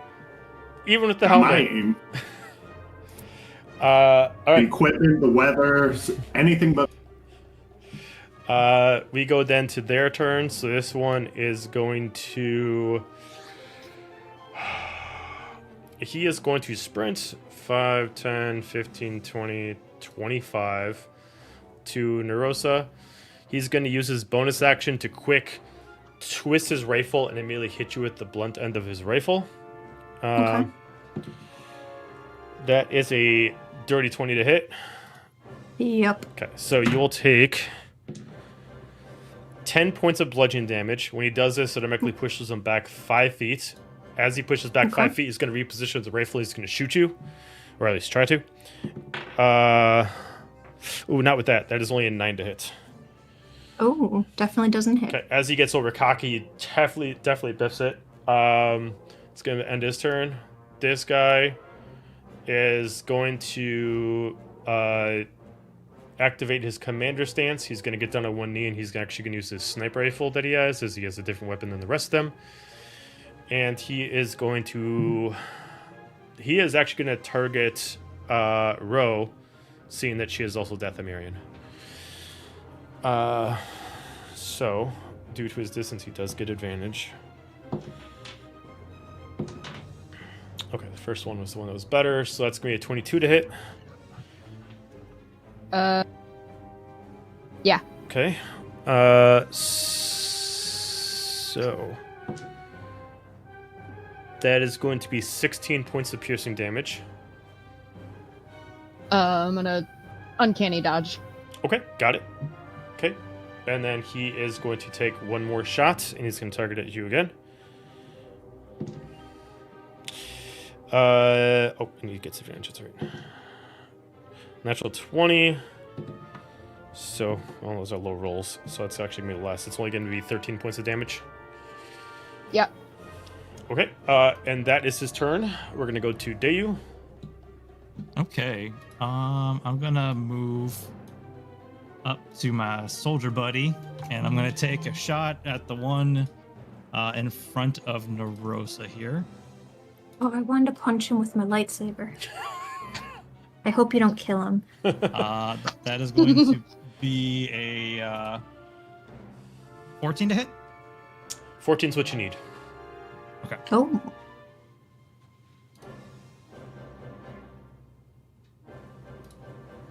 $12 points of damage.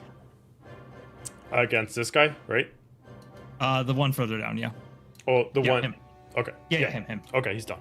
He is dead. And Sorry, then I will Nerosa. take a shot at Shootsy McGee up top. Okay. Dayu's just stealing all Nerosa's kills. I know. I'm a butthole.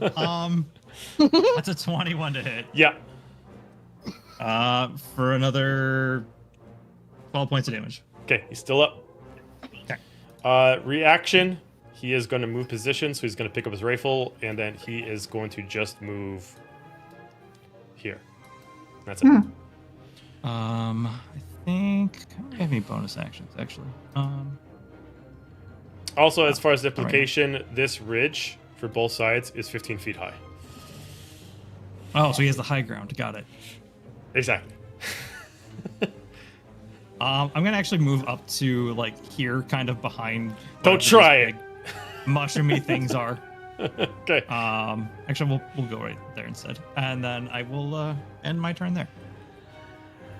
All right, Nerosa, he took your kill. Man, and I was gonna do melee. Let's see here. How high up is he? 15 feet. The ridge is 15 feet high. Okay. So, if I go my 30 feet, I would be able to hit him, yes? Let's see. So 5, 10, 15, 20, 25, 30 would put you up here. 5, Yeah. 10, but then 15 feet incline. Yeah, you would just be able to hit him. Okay, then I'll do that. I'll move my full 30, Okay. and then I will shoot him twice. Okay. So the first one is a 25 to hit. You betcha. And that is much better. That is 8 damage. Okay. He is hurt. And then I will shoot him again. Shoost him good. Oh, I shoosted him pretty good. That's 28. Yeah. So let's see if I roll more than base damage. Base damage, so 5 damage. That's what you need. He only had 4 left, so he is dead. Yeah. At this point, Nice. the storm is getting very aggressive. You're starting to see wherever you are rotating here. Syndra and mostly a little bit of Ro, you can tell that usually storms like these that affect Dathomir are only when a lot of Dathomir magic is being focused into one spot. Usually this is controlled by the elders themselves, but there was nothing that Syndra that you know that was supposed to happen over here. Whoever's doing this is doing it without Dathomirian like assistance. You do see it, like I said, at this point you can actually see the ridgeline of a ship. It looks about like a third of the size of the Eclipse itself, but it does look like it does house at least a dozen soldiers. But you can't see. You only see like above, like only the ridgeline at this point. You do not see it. As you get further, you do hit to a certain spot that leads you over there. You guys would start over here. But this is, you don't need to put yourself down just out of battle right now. You do see that the ship is further over at the top left. Dayu, your bag is over here. It is up to you guys if you just retrieve the bag and you guys head out, or if you guys pursue on.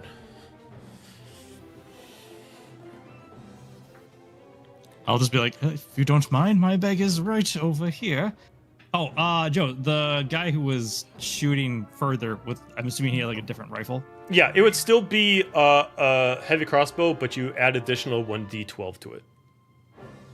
Yeah, okay. I'm gonna like look at the two and be like, throw the other one down and pick up that one. Okay.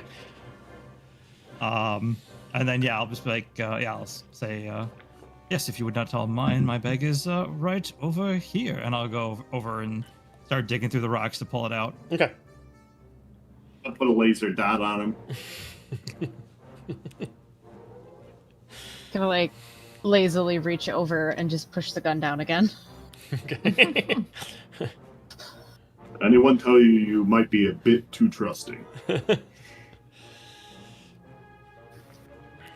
I'll put him down if needed. Or if she wants to. See?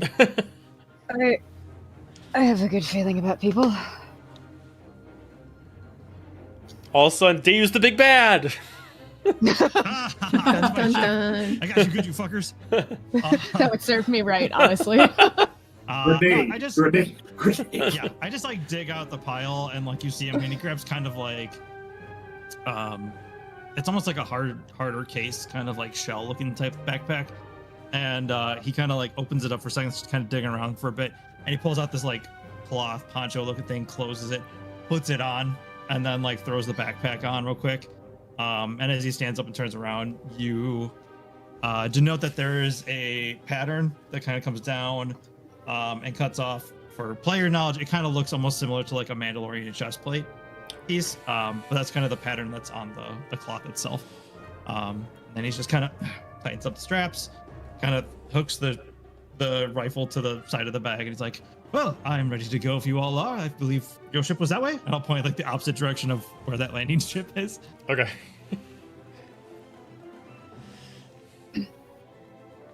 How close does it feel like we are to that dark energy that I've kept sensing? 200 feet at max. I would also say that most of you can tell if you're force sensitive. If you are force sensitive, you can tell that there is a different sense nearby it. There is obviously whatever this death of energy is, but you do feel like there's a dark sider near it. I'll actually say something out loud. I'll say, do you guys feel that? Yes. Feel Not what? the Yeah. same. Felt it since we landed. It seemed further away, but Is that normal for here? no. Not for here. I won't lie, I'm a little curious. How injured is everyone? Like, if I'm looking around at everyone, like, I'm pretty okay. I'm down by 10. I'm hurting, but you know. can I? What else is no? Joe likes to bully me. Where? I have there's no idea what something- you're talking about. Can I detect thoughts in that general direction? Can I like sense?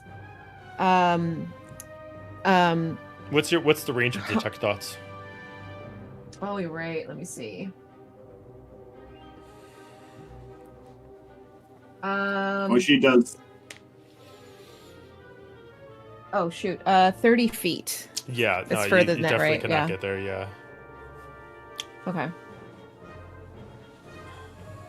While we discuss, I'm gonna walk up to Ro and just stab her with a stim pack. Hey, here, I'm ready to help you. Ah! Why does No, it no hurt words, not and much. feel rejuvenating at the same time? Stab as I walk. Stab as I walk by. You get 11 points back, Ro. Oh, thank you. Stitch has no bedside Here's a manner. leverage. He's like, Please stop resisting. count to 3. 1, 2, and just Oh, it hurts? That means you're alive still. You're welcome. 1, 2, Rancor. You said I- it's like 200 feet away? just short of it. Yeah. I will go ahead and use my my necklace to heal myself a little bit. Okay.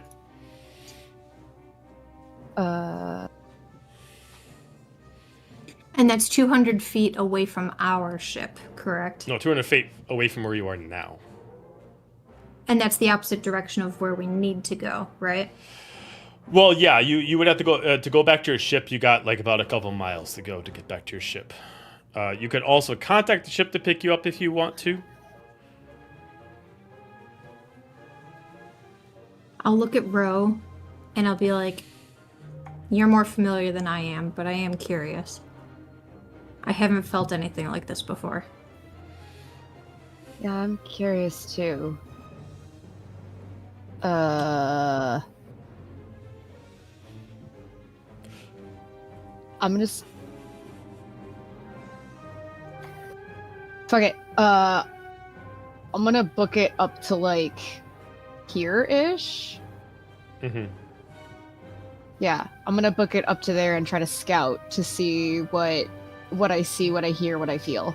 Got it. All right, go ahead and give me an investigation check. If you want to add in like essentially force sensitivity to it, you can. Yeah. You can see because I would do this. Go ahead and give me an insight check then. Go ahead and give me an insight check Okay. in the area. Yeah. Do you want me to also roll stealth or no? Nah, you're fine. Okay. Alright, so you said insight. Mm-hmm.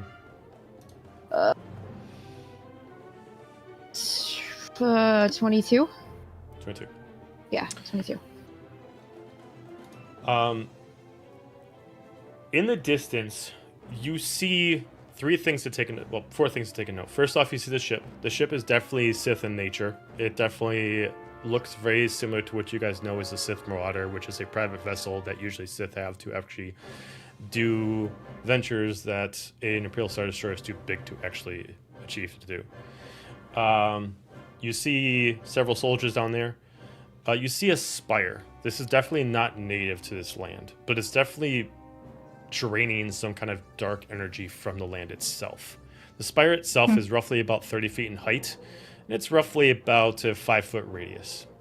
It's not like drilling, but it's like using the force to naturally like pull some kind of dark energy that doesn't look native to this planet, or it's been hidden from even the Dathomirians of this planet.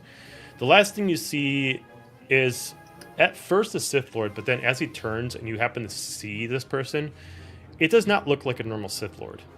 Hood's up, long cloak, but is wearing Mandalorian armor. Almost like over the actual cloak itself. The cloak is a dress-like cloak that comes down. There seems to be a Mandalorian breastplate over it, and the helmet that this person's wearing is actually a blackened out Mandalorian helmet underneath their hood. You just see a Dathomirian Night Sister who seems to be protecting this area. As you see, he's trying to convince her of something, and then she just like looks at him and just spits at him as he immediately just slashes her in half.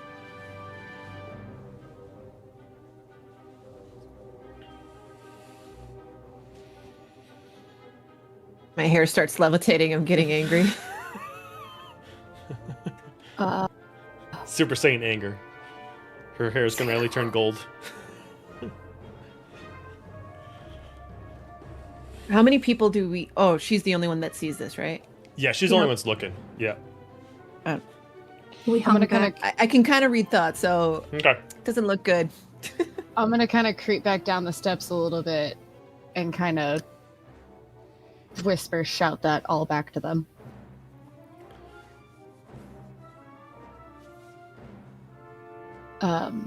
And how many? Yeah, that's. I don't know. How many soldiers did I see? Accumulation of 10. Yeah. 10, 11 total with the guy who just cut one of your sisters in half. Joe, does this guy ring any bells to me? Based off the description, you wouldn't know of any Sith Lord that actually wore Mandalorian armor. Well, one, but he's not alive anymore. What's that?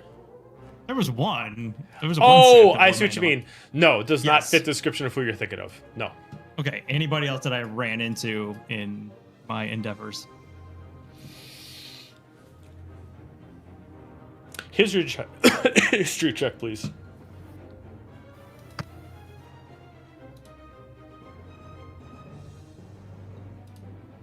Uh, 19. 19.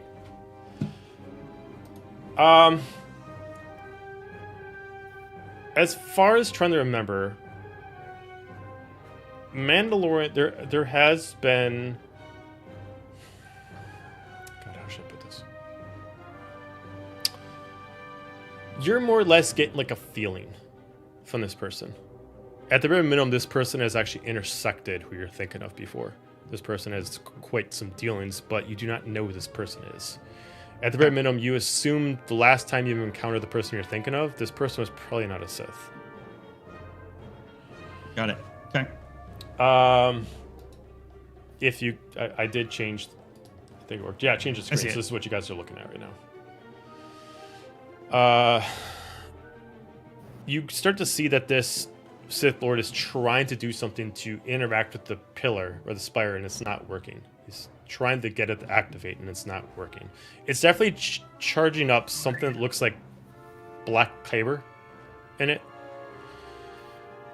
But you do know that black kyber is extremely rare. Anytime you can find black kyber, it's usually very, very dark, like as far as energy is concerned, as far as the force.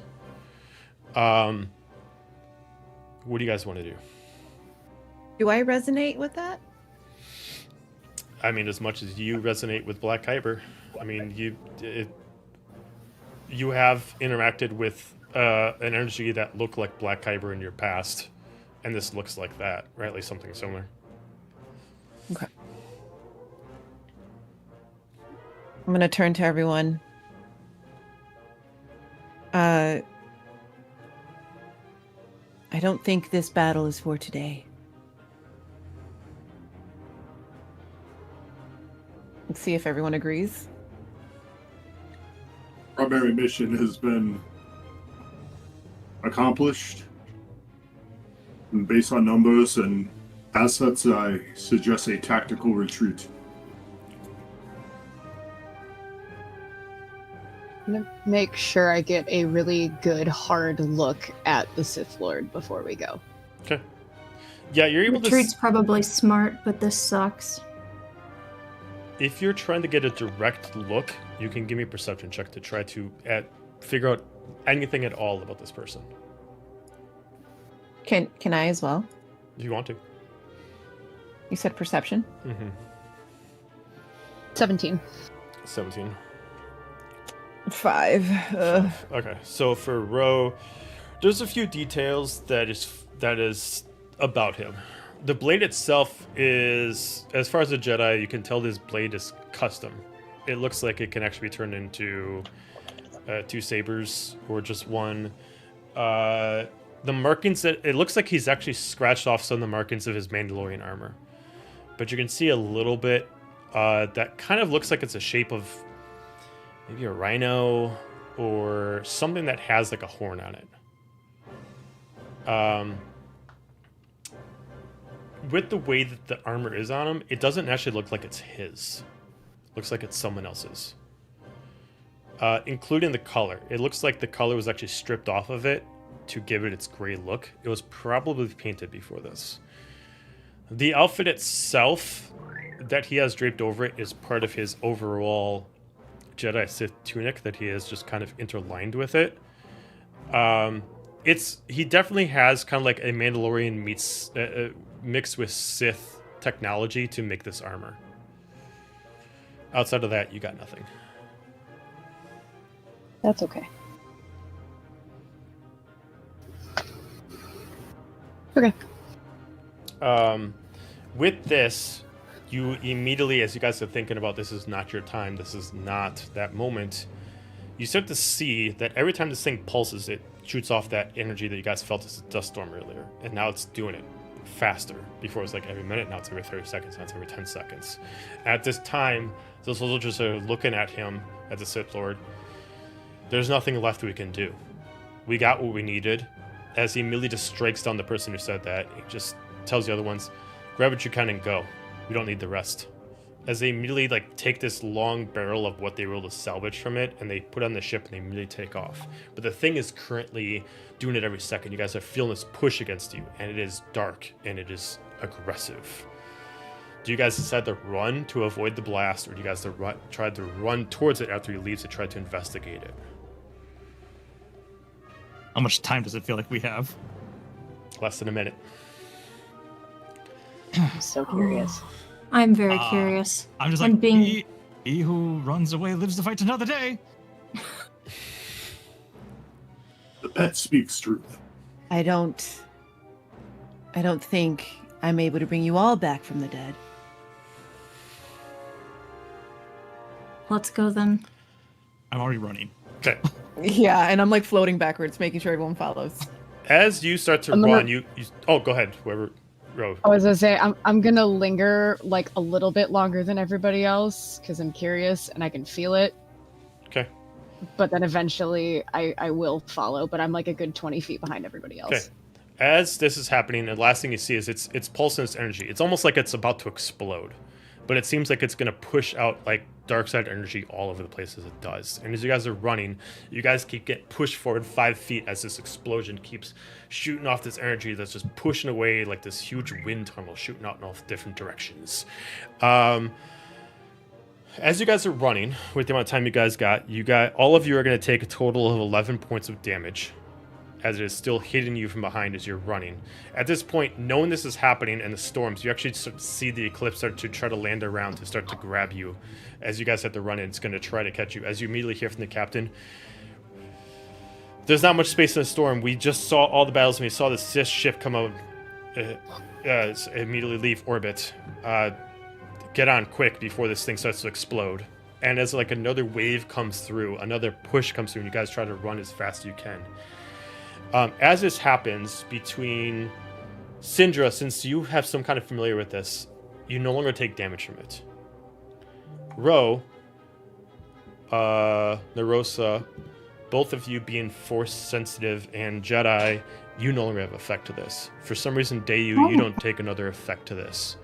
But Stitch, at the last instant, a large explosion happens and you get thrown forward onto a ship. And as soon as it happens, you just get flashed with images and you just almost like puke all over the place due to the images actually affecting you as you get this huge nightmare. And then you Hold it back.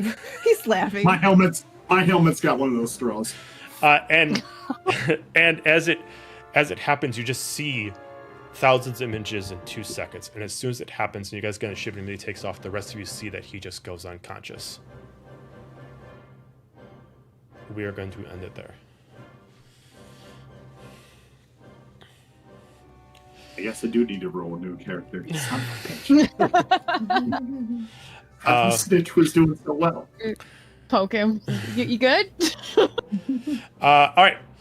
That was the end of the first episode. Thank you very much for watching. Thank you for jumping in the chat. Looks like Twitch was super screwy today. I know a bunch of you were trying to jump in the chat. I got a few messages. Sorry, I don't know what was going on. But thank you for watching nonetheless. We'll have the sequel to this in 2 weeks. And if you missed anything, or if you want to know what happened the previous season, all our episodes are on YouTube, so you can check them out on that. We also do have other campaigns that you can check on YouTube as well. That being said, everybody have a fantastic night, and we'll see you next time.